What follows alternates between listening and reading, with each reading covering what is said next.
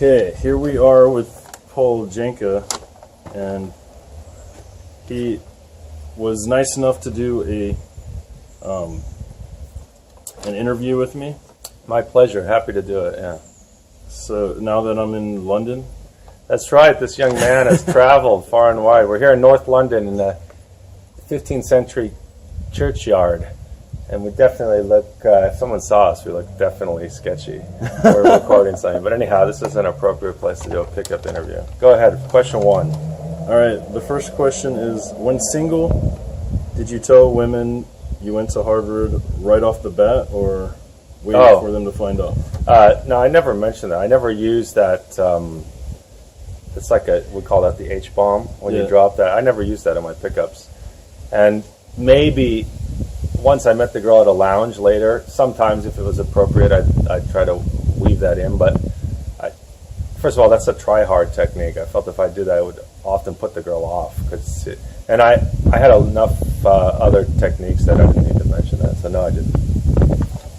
And actually, just on a note, I tried to keep my private life sort of private from these booty call chicks because I didn't. I mean, you know, because you're living the lifestyle. It's like if you meet a lot of girls and there's a lot of churn, it's probably best that they don't all know everything about you. Yeah. In terms of track, I don't know. It can cause problems, I think. So I try to keep it pretty light. Yeah, I totally agree. All right.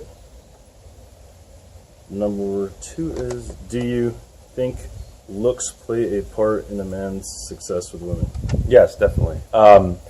So, I mean, women are visual, and they can see a guy right away. I will say, I think the reverse is more true. I think for guys, how a woman looks is even more important in terms of getting his attention, like a sexy girl. But definitely, even women pay attention a lot to looks. But I think there's a couple things to say there. If you're good looking and you have nothing to say to get her engaged, then you'll fall flat. And then a guy who's sort of average looking or not even that good looking, you have examples like Roman Polanski and Vincent Cassel and all these guys who've had beautiful women. They have so much personality that they compensate, and the girl's just so engaged, she's having so much fun that they overlook it. Or it's a novelty. If you think about a stunning girl, she's probably had a lot of really handsome model-type men in her life, but she meets this sort of more unusual guy who's really clever and funny, and she, you know, why doesn't she take a punt and see what that's like? So, but and the other thing I'd say about looks is, it's true, but even a not so good-looking guy can still improve his game. So if he's like, just to be crass, like a 3 out of a 10, he can still work on his technique so that he can start betting 5s and 6s and 7s consistently. Because before he had any technique, he probably was like hardly getting laid with 3s. So any guy can improve where he's from, I think. Yeah, I was also going to say something. But, Why? What do you think?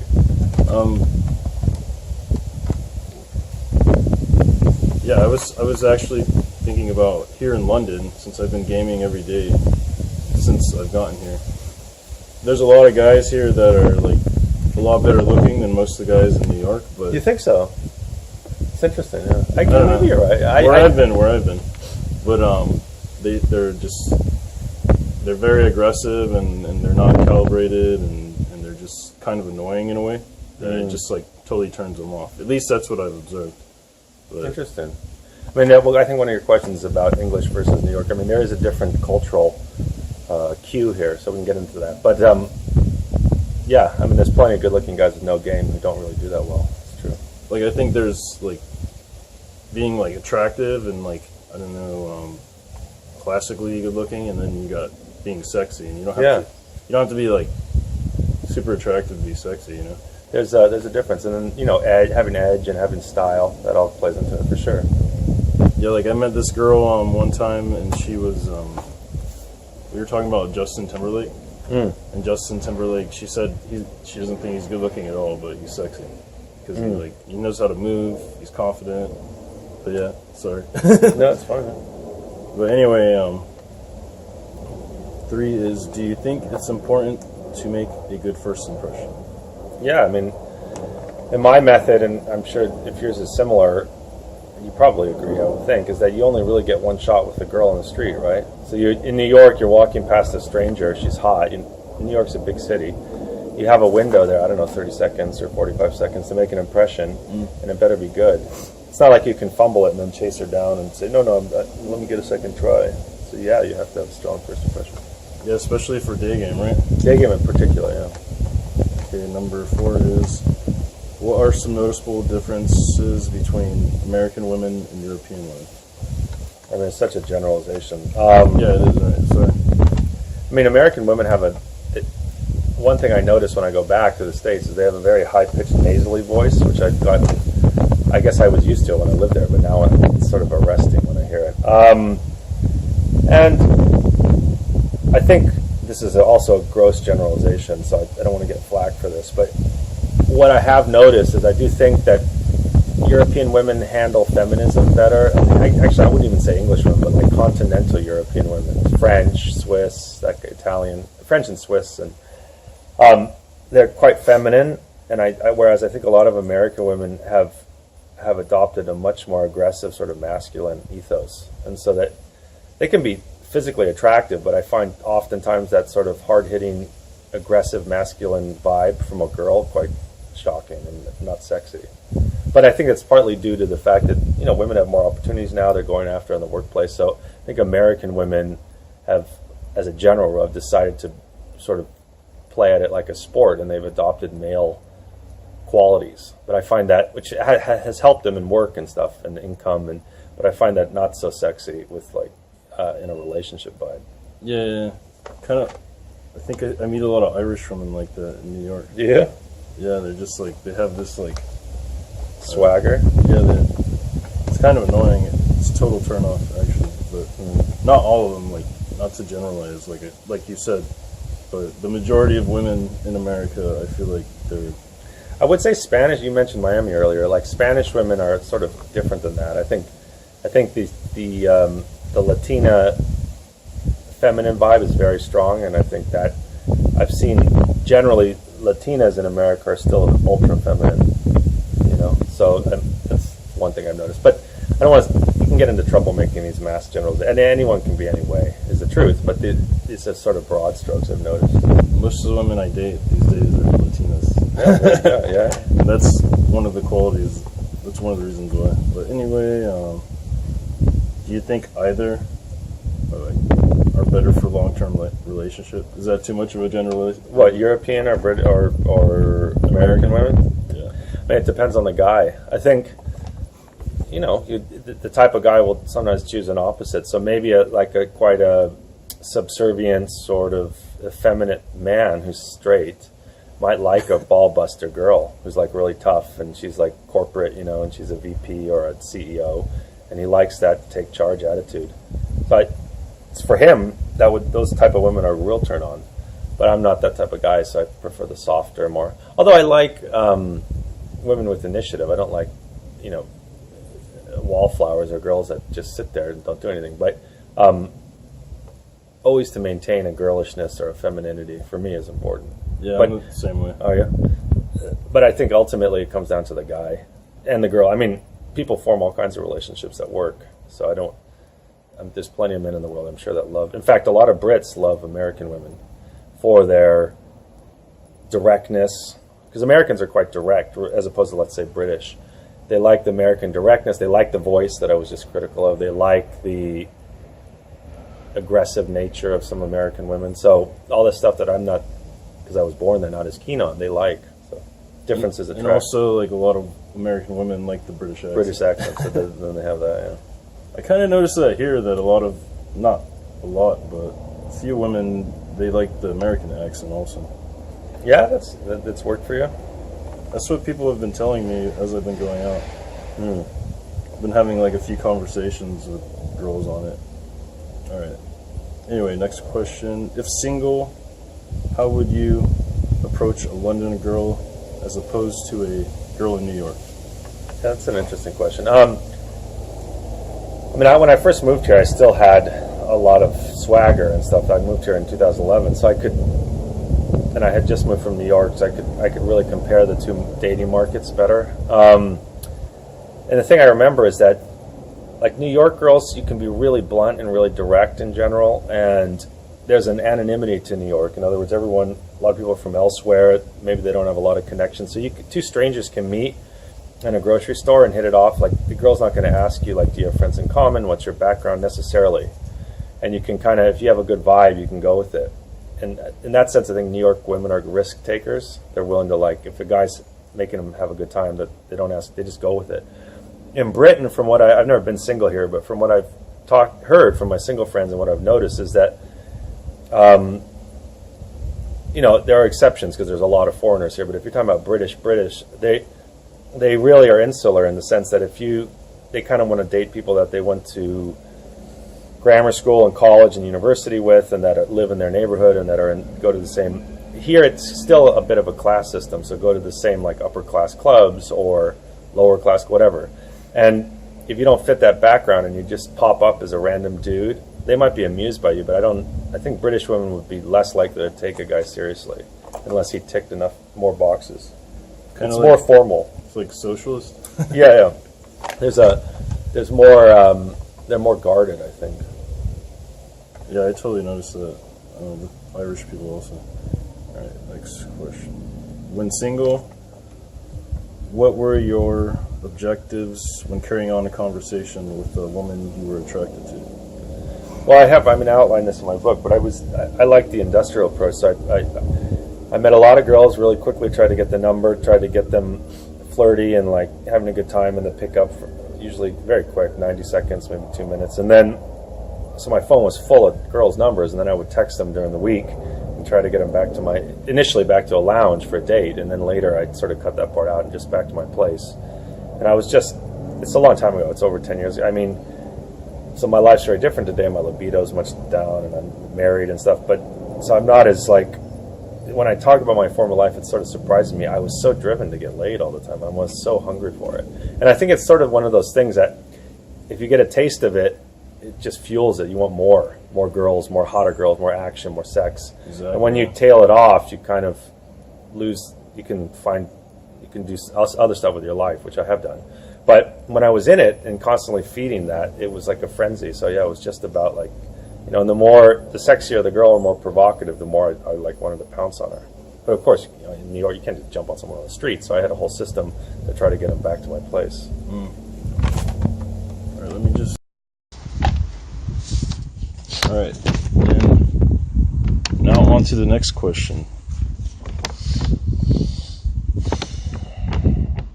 Okay, do you have any upcoming projects you want to share? Yeah, I'm working on something called, it's live now. It's called No Man Left Behind. And just for your listeners or your audience, so I kind of retired in 2011.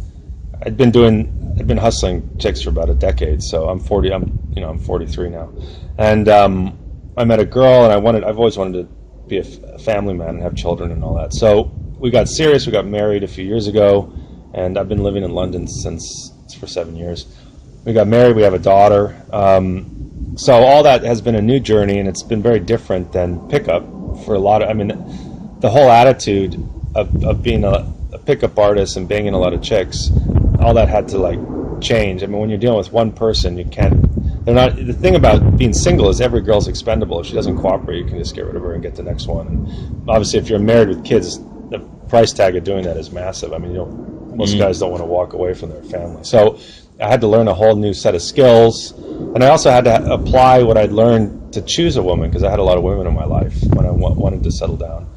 So my experience selecting a woman for marriage and motherhood, transitioning to being a husband, and then now having a child and being a father, I've developed a whole program around that. It's very different. It's called No Man Left Behind, and if you're interested, you can sign up for sort of a trial or a newsletter at pauljанка.com, and you can see what it's about. It's mostly for more mature men who are at an age where they want to, usually it's for guys who've had success shagging girls and dating, and they want something new. Maybe they're ready to have a kid, or they're ready to settle down. So that's what I'm selling now. And there's going to be a link in the description also. Cool.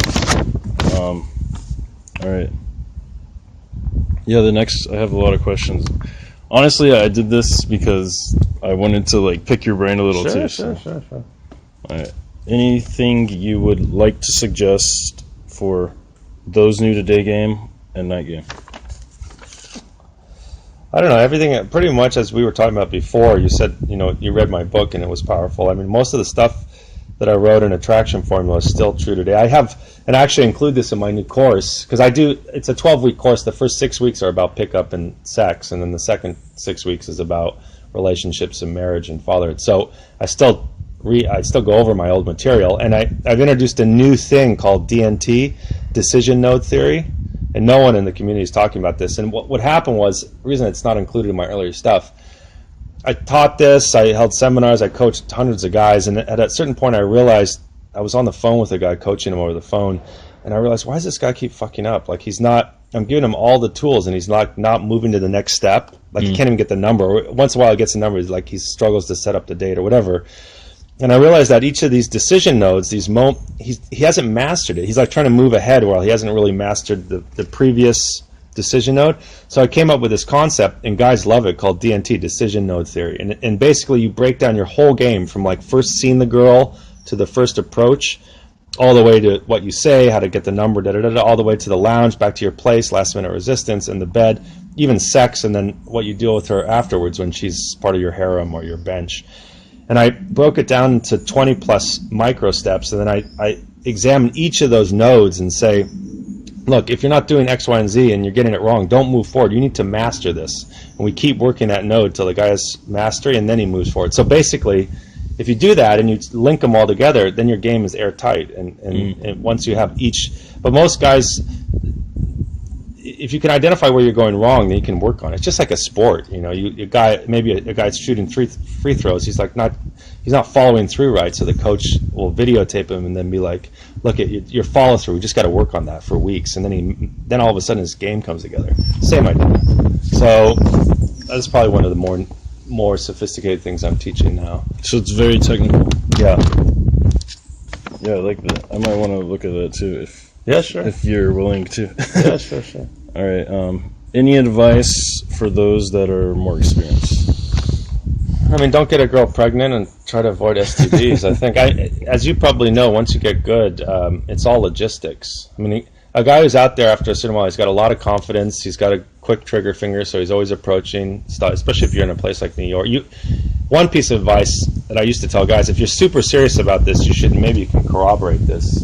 But what I would say is, one thing I would say is, maybe you can corroborate this. If you're super serious about game and you're unattached, you're able to move, you should move to New York City if you're American, because to really hone, you need to work with a huge supply of new girls, because you're going to fuck up a lot. You need to sharpen your edge with a steady supply of chicks. And New York's the best. They're constantly coming out of the woodwork.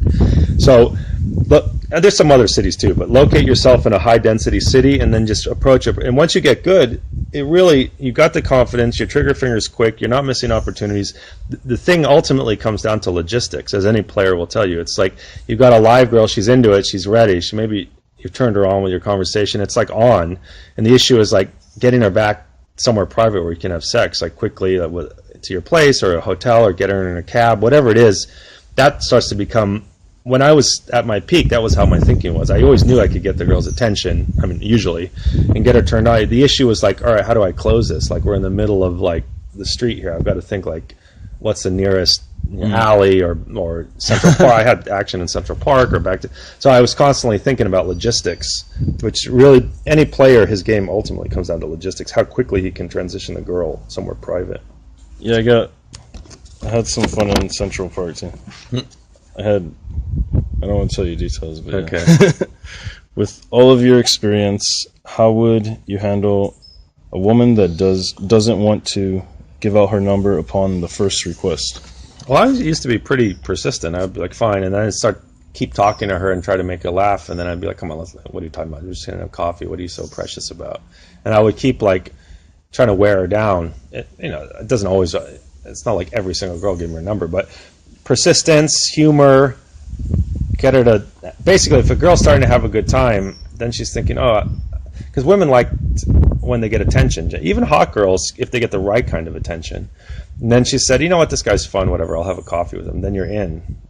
And then I try to, basically like a wedge, you get the tip in, then try to like open up the relationship. Then her to agree to meet a coffee, and then later at night, and da-da-da-da-da. So.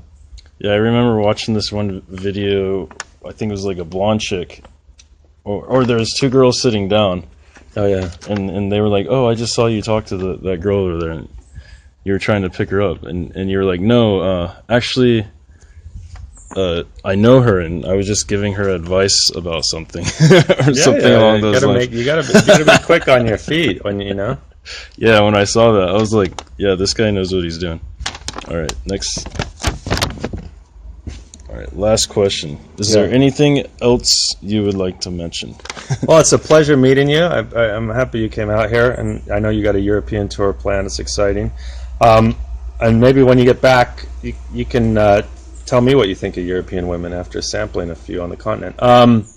No, it's been good, and it's good to meet you. I've been following you on Facebook. I know you've been doing well and have a successful business yourself, and you're bona fide. I mean, you're the real deal. So it's good to meet you, and I'm happy we could do this. Yeah, me too. And this is Paul Janka. Thanks for watching this, everyone, and we're out.